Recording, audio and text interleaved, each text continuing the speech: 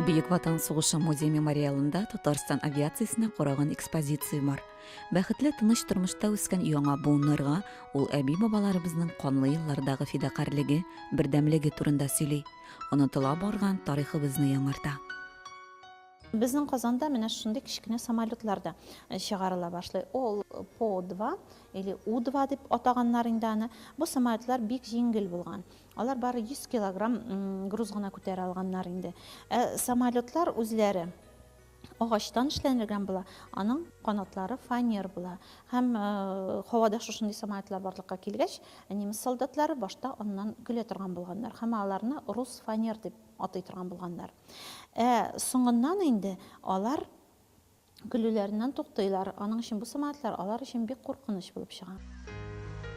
Бу самолетларны элемтә өчен һәм төнге очкычлар буларак кулланганнар. Аларда очкан 46-нчы гвардия Тамань төнге бомбардировка авиаполкы кызлары турында легендалар йөргән.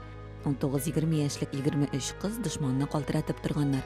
Аларның күбесе Советлар Союзы герое исеменә лаек булган. Төнлә чыгалар һәм инде немец өстендә бик якын килеп, бу объект өстендә эленеп тора алганнар, моторларын сүндереп.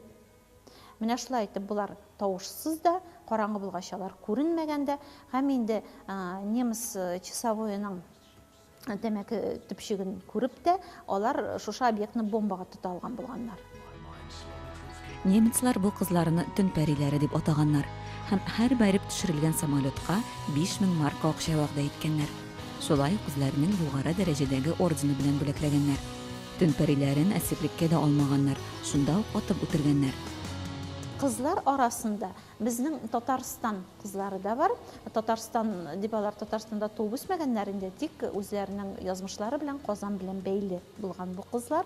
Аларның берсесе Мәгүбә Хусайновна Сыртланова, ул һәм икенчесе Ольга Санфирова.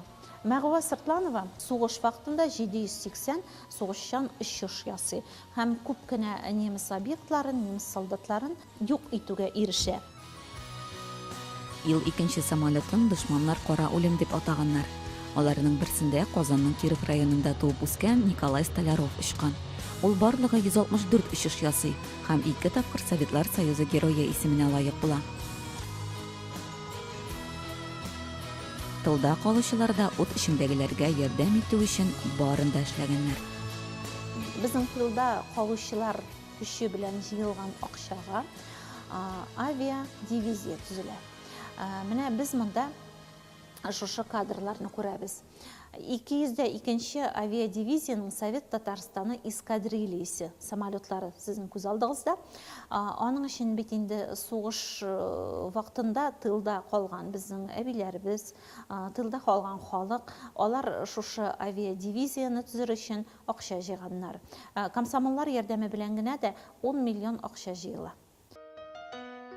Ул вакытта сугыш кыры өстеннән Татарстан пионерлары җыйган акчага төзелгән пионер Татарий самолеты да очкан. Казан мехкомбинаты очучыларга җылы шлем, комбинезон, бияләйләр теккән. Бөтен ил белән күтәрелеп, һәркем үз-үзен аямыйча көрәшеп, җиңү көнен якын айткан.